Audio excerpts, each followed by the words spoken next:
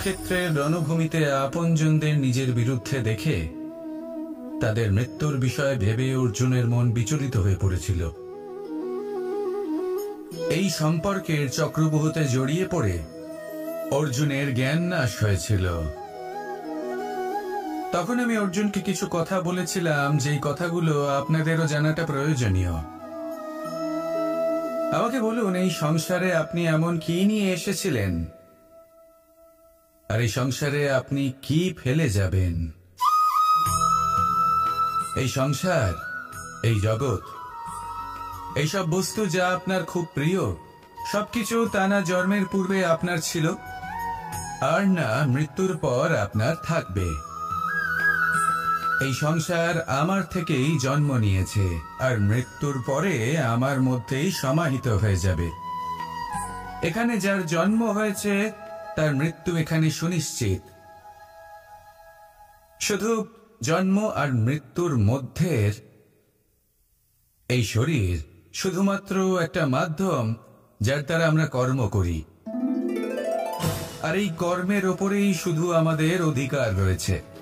কিন্তু এই সংসারের কিছু অজ্ঞানী এই বিকারগুলোতে জড়িয়ে পড়ে ফল লাভের ওপর নিজের মনোনিবেশ করে, ফলের চিন্তা করতে থাকে, আর যদি মন মতো ফল না পায় তাহলে কুপথে চলে যায়। অন্যদিকে এমন কিছু জ্ঞানী মানুষও আছেন যারা পূর্ণরূপে নিজেকে আমার কাছে সমর্পণ করেন আর শুধু নিজের কর্ম করতে থাকেন। এই কর্ম করেই আনন্দ লাভ করেন এবং তাতেই জীবন যাপন করেন। যদি আপনিও এটা চান যে আপনার জীবনে সুখ থাকুক, শান্তি থাকুক, সম্পন্নতা থাকুক, তাহলে সৎ পথে চলুন, ঈশ্বরকে স্মরণ করুন আর নিজের কর্ম করুন। আসুন আমার সাথে ভালোবেসে বলুন, রাধা রাধা। সন্দেহ আর বিশ্বাস, এই দুই আবেগ যাদের বিশেষত্ব আছে, কিন্তু এই দুইয়েরই স্থান একই, মন। বিশ্বাস আর সন্দেহ এই দুটোই কখনো আমাদের দুঃখের কারণ হয়ে দাঁড়ায়, বিশেষ করে তখন যখন আমরা কোনো ব্যক্তির চরিত্রের আকলন উচিতভাবে করতেই পারি না। আর তাছাড়া এই কাজটা সহজ নয়।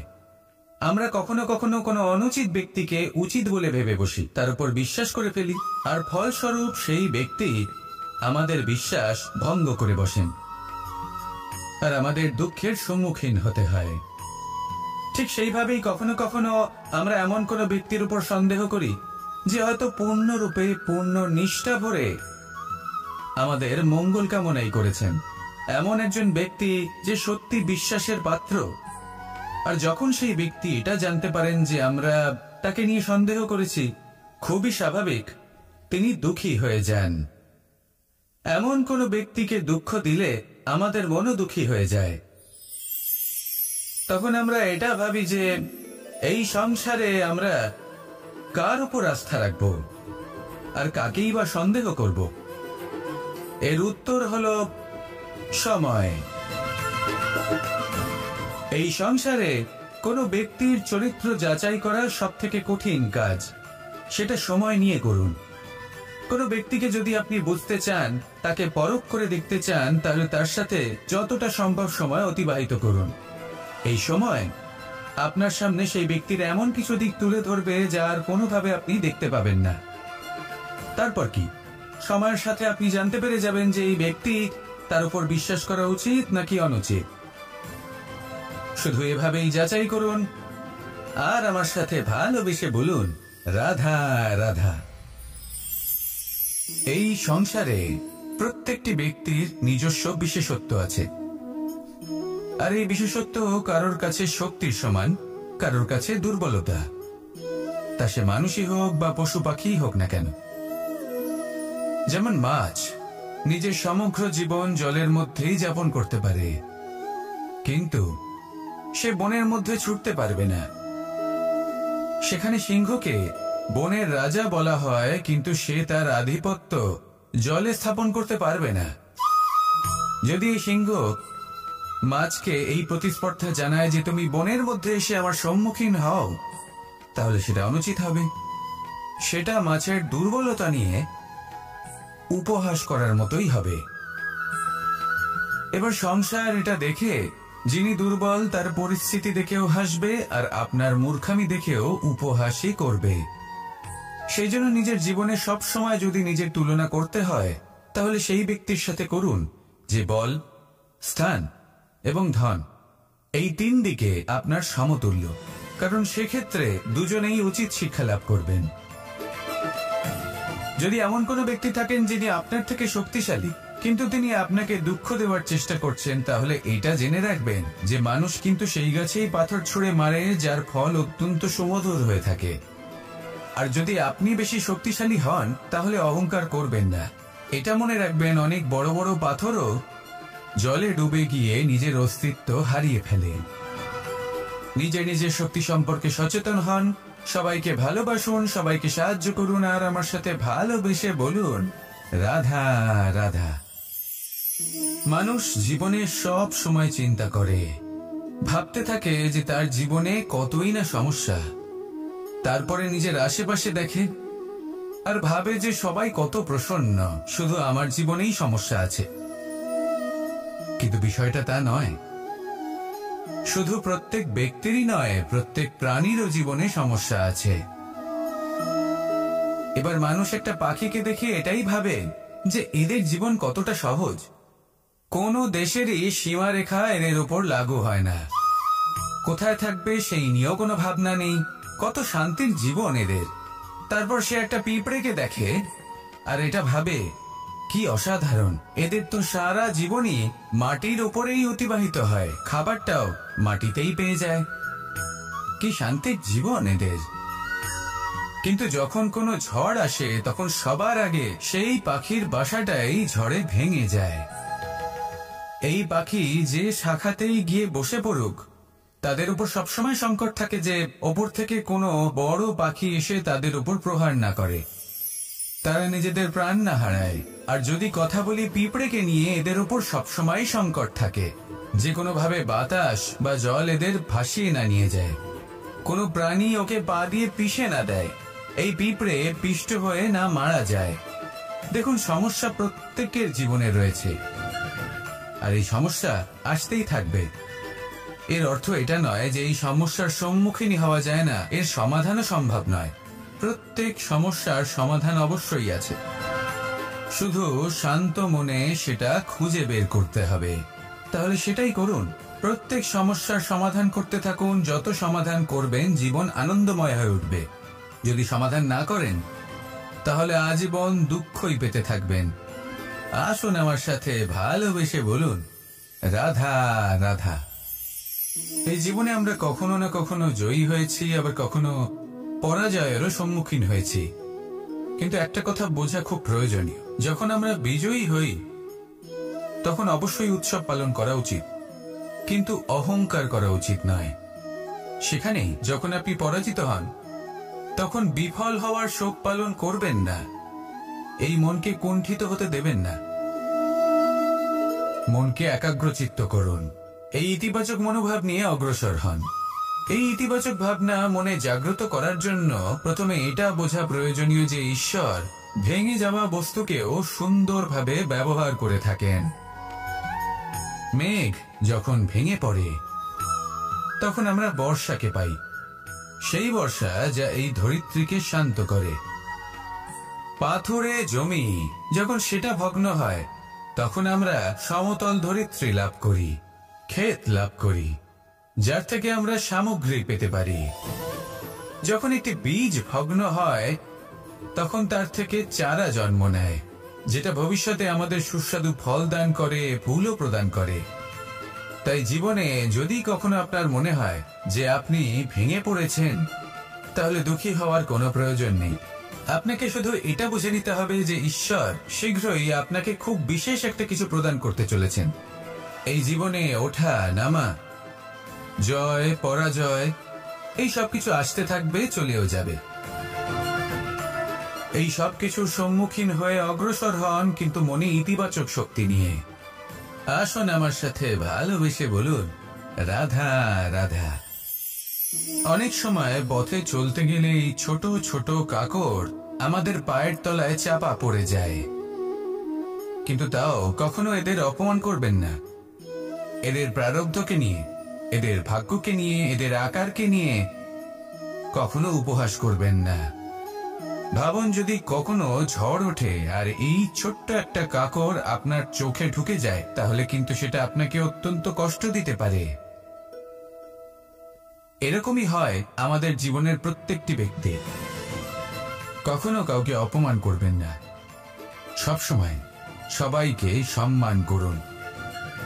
যদি আপনি কাউকে অপমান করেন, যদি আপনি কাউকে ছোট অনুভব করান, হতে পারে সময় এলে পরে সেই ব্যক্তিও আপনার শত্রু হয়ে উঠবে, আপনাকে বিকট পরিস্থিতিতে ফেলতে পারে। সেই জন্য কারোর আকার দেখে তাকে সম্মান করবেন না। এই সংসারে সবাইকে সম্মান করুন, সবাইকে ভালোবাসুন, আর আসুন আমার সাথে ভালোবেসে বলুন, রাধা রাধা। এই সংসারে ভৌতিক বস্তুরও নিয়তি আছে। যারাই এই সংসারে আসে বা উৎপন্ন হয়, তারা কিছুমাত্র সময় পর্যন্তই এখানে থাকতে পারে, আর তারপরে সেও লুপ্ত হয়ে যায়, অর্থাৎ সে নিজেও এই পঞ্চমহাভূতে সমাহিত হয়ে যায়। আমাদের সাথেও ঠিক এটাই হয়। সেই জন্যই ঈশ্বর দ্বারা প্রদত্ত এই উপহারের বিষয়ে ভাবুন, এই জীবনের বিষয়ে ভাবুন। ঠিক যেমন বিশ্বাস ভঙ্গ হলে কোনো ব্যক্তি আমাদের কাছে অপরিচিত হয়ে যান, ঠিক সেরকমই শেষ নিঃশ্বাস ত্যাগের পর এই শরীরও আমাদের কাছে পরই হয়ে যায়। তাই এই শরীর থাকাকালীন শ্রেষ্ঠভাবে একে সদ্ব্যবহার করুন, এই জীবনে শ্রেষ্ঠ কর্ম করুন।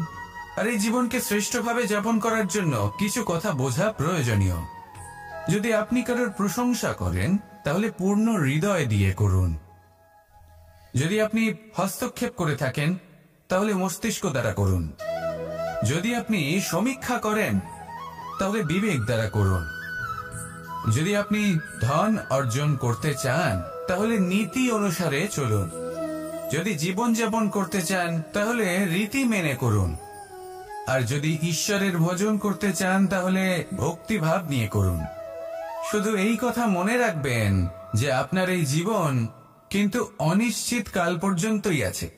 কতক্ষণ আছে সেটা কেউ জানে না। তাই কিছু মুহূর্ত যেটা যাপন করতে আমরা এখানে এসেছি, সেখানে ক্রোধ, অহংকার, ঈর্ষা, এইসব আবেগের কি গুরুত্ব বলুন তো? এগুলো ত্যাগ করুন।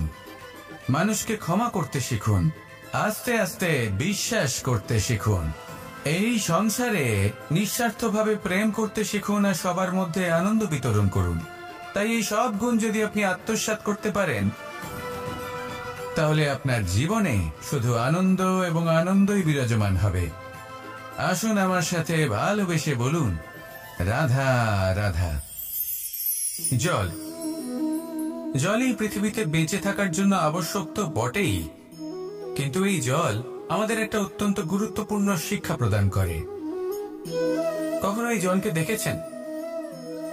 যে পরিস্থিতিতে এই জল প্রবাহিত হোক না কেন, এর উপর যা কিছুই প্রভাব থাকুক না কেন, এর পথে যতই বাধা আসুক না কেন, তার মধ্যে থেকে ও নিজের পথ ঠিক বের করে নেয়, কিন্তু নিজের প্রবাহ থামতে দেয় না, ক্রমাগত অগ্রসর হতে থাকে।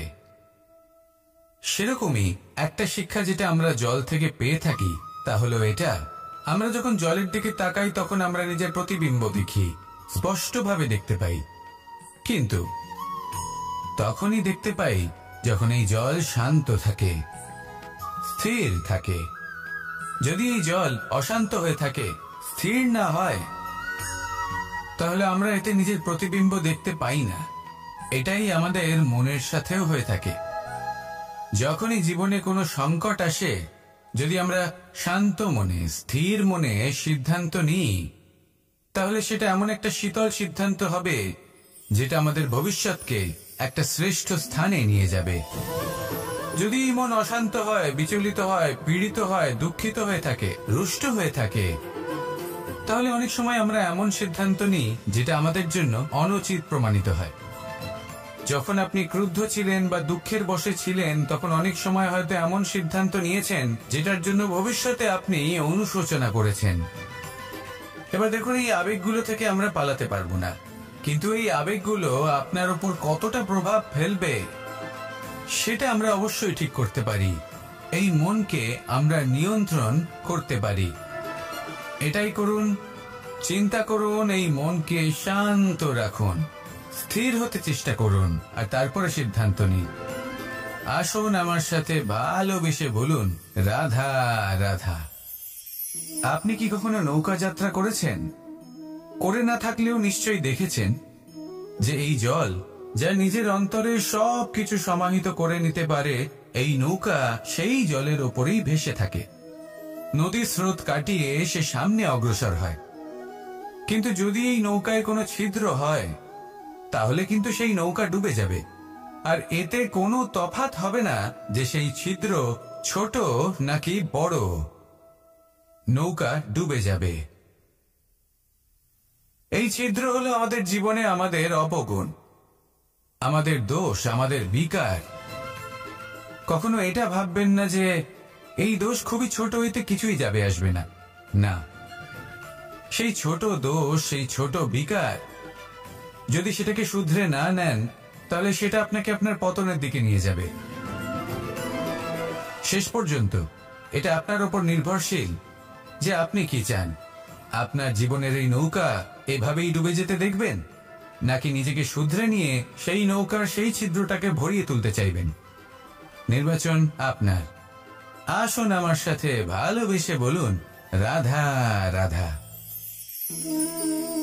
আমরা সবাই পাথর দেখেছি, পর্বতও দেখেছি, শুকনো পাতাও দেখেছি, শ্যামল বনানীও দেখেছি। কখনো ভেবেছেন পাথরের অস্তিত্ব কিন্তু ততক্ষণ পর্যন্ত যতক্ষণ সে পর্বতের গায়ে আটকে থাকে। যখন সেই পর্বত থেকে সেই পাথর ভিন্ন হয়ে যায় ও নিজের অস্তিত্ব হারিয়ে ফেলে, আস্তে আস্তে কখনো পাথর কেটে বা কখনো পিষ্ট হয়ে সেই পাথর আস্তে আস্তে মাটিতে পরিণত হয় এবং পূর্ণরূপে নিজের অস্তিত্ব হারিয়ে ফেলে। এটাই পাতার সাথেও হয়। এই পাতা যতক্ষণ গাছের ডালের সাথে যুক্ত, ততক্ষণ তার অস্তিত্ব থাকে। যখনই ডাল থেকে বিচ্ছিন্ন হয়, সেও নিজের অস্তিত্ব হারিয়ে ফেলে। আর এটাই আমাদের সাথেও হয়। যতক্ষণ আমরা নিজেদের আপনজনের সাথে যুক্ত থাকি, আমাদের অস্তিত্ব বজায় থাকে। যখন আপনজনদের সাথে সম্পর্ক ছিন্ন করি, তখন আমরাও আমাদের অস্তিত্ব হারিয়ে ফেলি। এবার এই সংসারের প্রত্যেক ব্যক্তি স্বতন্ত্র থাকতে চান, আর অনেক ব্যক্তি স্বতন্ত্র থাকবেন বলে আপনজনদের দূরে করে দেন আর তাদের সাথে এই সম্পর্ক ছিন্ন করেন। এটা কি সত্যি প্রয়োজন? আপনজনদের সাথে সম্পর্ক ছিন্ন করে নিজের অস্তিত্ব হারিয়ে ফেলা প্রয়োজনীয়, নাকি আপনজনদের সাথে সম্পর্ক বজায় রেখে নিজেদের স্বতন্ত্র করে রাখা সেটা আবশ্যক? নির্বাচন আপনারই। আসুন আমার সাথে ভালোবেসে বলুন, রাধা রাধা। আমরা প্রত্যেকেই অবশ্যই এমন সময় দেখেছি যখন অনেকগুলো সমস্যা একসাথে আমাদের জীবনে এসে পড়ে। সমস্যা আমাদের প্রত্যেকের জীবনেই থাকে। আমরা তার সমাধান খুঁজতে চেষ্টা করি, কখনো সমাধান খুঁজে পাই, আবার কখনো যতই চেষ্টা করি না কেন কোনো সমাধান খুঁজেই পাই না। আর যখন এটা হয়, তখন মানুষ অত্যন্ত বিচলিত হয়ে পড়েন। নিজের আত্মীয় স্বজন, নিজের বন্ধু বা সংসার, এদের ওপরে এই দোষ চাপিয়ে দেন যে এদের জন্যই এই সমস্যা এসেছে।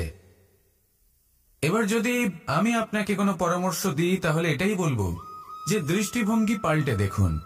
এই দৃষ্টিভঙ্গি দিয়ে দেখুন যে এই সংসারে যে সমস্যাই আসুক না কেন, তার জন্য কেউ দোষী নয়, না আপনি না অন্য কেউ। এই পুরো খেলাটাই আপনার মানসিকতা, আপনার দৃষ্টিভঙ্গি, আপনার মনে। কিভাবে বোঝাচ্ছি?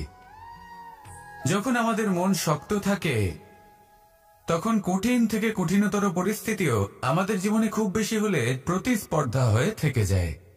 সেখানে যদি আমাদের মন দুর্বল থাকে, তখন অল্প কঠিন পরিস্থিতিও আমাদের কাছে খুব বড় সমস্যা হয়ে যায়, তাই না? একটা শক্ত মন কঠিন পরিস্থিতিকে প্রতিস্পর্ধা হিসেবে দেখে আর তার মধ্যে ওটা সুযোগ খুঁজে নেয়। আমাদের শুধু এটাই করতে হবে। এই সংসারে অন্য কাউকে দোষী মনে করলে আপনার সমস্যা দূর হয়ে যাবে না। সেই জন্য এই সংসারকে দোষ দেওয়ার বদলে এই সমস্যার মূলে চলে যান, সেটাকে বুঝুন, নিজের এই মনকে শক্ত করে তুলুন।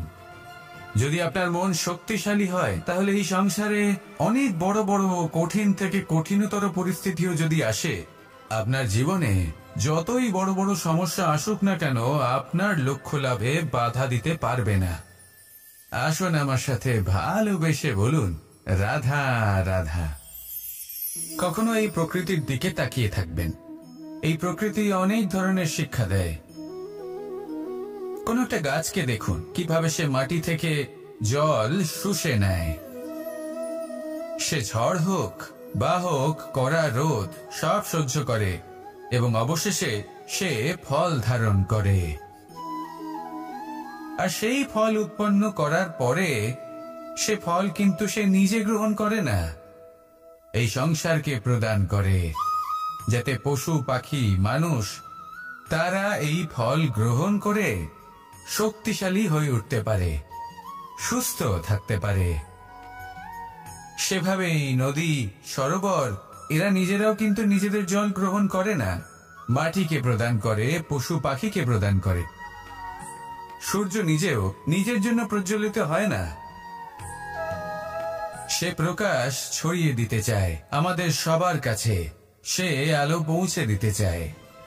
এই প্রত্যেকের কর্মে পরমার্থ নিহিত আছে, আর সেই জন্যই এদের সকলকে পুজো করা হয়। তাই মনে রাখবেন,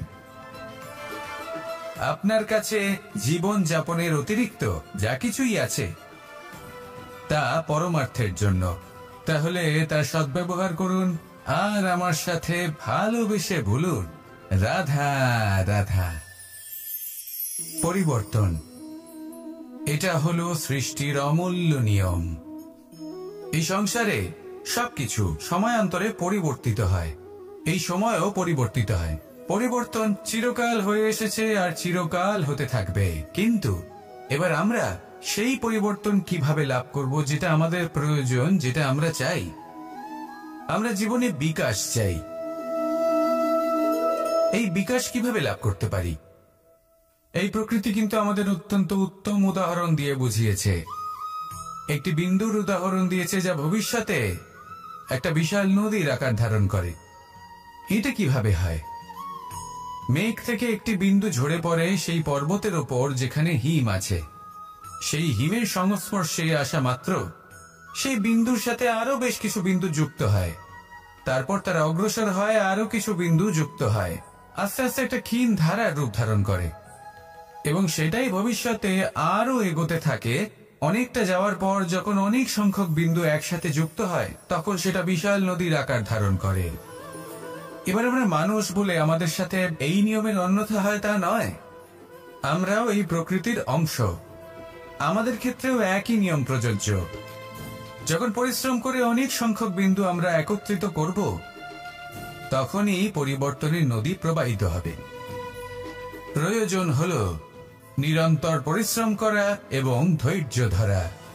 এটা করতে থাকুন, জীবনে সবকিছু লাভ করতে পারবেন। কারণ প্রকৃতি আমাদের এটাই শিখিয়েছে, আর আমরা এই ব্রহ্মরই একটি অংশ, যার দ্বারা এই ব্রহ্মাণ্ড নির্মিত। আসুন আমার সাথে ভালোবেসে বলুন, রাধা রাধা। প্রত্যেক মানুষ নিজের জীবনে দুঃখ অনুভব করেন। প্রত্যেকের দুঃখ আলাদা হতে পারে। কারোর মনে এই দুঃখ থাকে যে সে তার বাবা মায়ের সব ইচ্ছে পূরণ করতে পারেননি। কেউ এটা ভেবে দুঃখ পান যে সে চিরকাল সদাচার করেছেন, সৎকর্ম করেছেন, কিন্তু তাও তাকে দুরাচারী বলে মনে করা হয়। কেউ এটা ভেবেও দুঃখ পান যে তার সামনে যে ব্যক্তি রয়েছেন তার চোখে তিনি শত্রু হয়ে উঠেছেন বা দুষ্ট হয়ে উঠেছেন, যেখানে তিনি হয়তো কোনো অনুচিত কাজই করেননি। এবার এই সমস্ত বিষয় নিয়ে ভেবে নিজের ব্যক্তিত্ব নিয়ে সন্দেহ প্রকাশ করবেন না। যদি নিজের ব্যক্তিত্ব নিয়ে কোনো সন্দেহ থেকে থাকে তাহলে কর্ম সংক্রান্ত প্রশ্ন করুন যে আপনি যা করেছেন তাতে কি উচিত ছিল, কি অনুচিত ছিল। যেটা প্রয়োজন সেটা এটা বোঝার যে আপনার অন্তর্মন, আপনার বিবেক আপনাকে কি বলছে, আর আপনার অন্তর্মন আর আপনার বিবেক আপনাকে যেটা করতে বলবে শুধু সেটাই করুন। আর তারপরে এই সংসার কি বলবে, কি ভাববে সেসব নিয়ে ভাবতে যাবেন না, কারণ এই সংসার তো ঈশ্বরকেও প্রশ্ন করে থাকে, ঈশ্বরকেও দোষী মনে করে। কখনো কখনো যখন কোনো ঘটনা মানুষের ইচ্ছা অনুযায়ী ঘটে না, তখন মানুষ এটা বলে যে হে ঈশ্বর, আপনি আমার পাশে থাকলেন না, আপনি বড়ই কঠোর, এটা আপনার দোষ। যেখানে বেশিরভাগ সময় হয়তো সে নিজেই নিজের কর্মফল ভোগ করছে, আর কখনো কখনো ঈশ্বর হয়তো তার জন্য আরো ভালো কোনো পরিকল্পনা করে রেখেছেন, কিন্তু মানুষ সেটা বুঝতে পারে না। তাই দিনের শেষে যেটা প্রয়োজন সেটা হলো নিজের মনের কথা বুঝতে হবে। আপনার বিবেক কি বলছে শুধু সেটাই করুন, আর সামনে এগোতে থাকুন। আমার সাথে ভালোবেসে বলুন রাধা রাধা।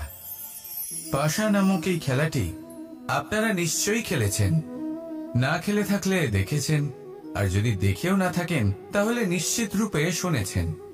মহাভারতের এই মহাযুদ্ধ কোথাও না কোথাও এই পাশা নামক খেলার কারণে হয়েছিল।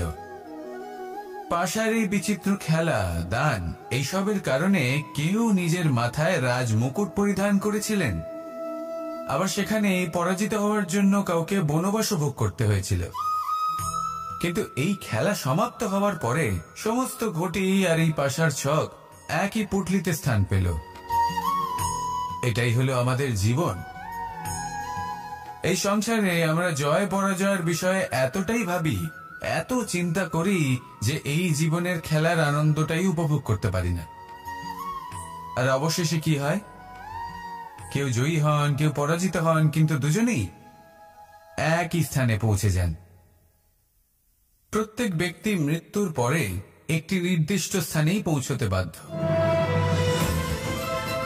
কিন্তু ততক্ষণ এই জীবন, এই খেলা, তার আনন্দ উপভোগ করুন। এই সংসারে সেই ব্যক্তি শ্রেষ্ঠ স্থানে পৌঁছতে পেরেছেন যিনি এই সংসারকে প্রকাশ প্রদান করেছেন, যিনি কখনো জয় পরাজয় এ বিষয়ে ভাবেননি, শুধু এই জীবনের খেলার আনন্দ উপভোগ করেছেন। এটাই আপনিও করুন, আর আমার সাথে ভালোবেসে বলুন রাধা রাধা। আমরা সকলে সামাজিক জীব, মানুষের সাথে দেখা সাক্ষাৎ করা এটা চিরকালই চলতে থাকে। আমরা কখনো কাউকে উপহার দিই, আবার কখনো কেউ আমাদের উপহার দেয়।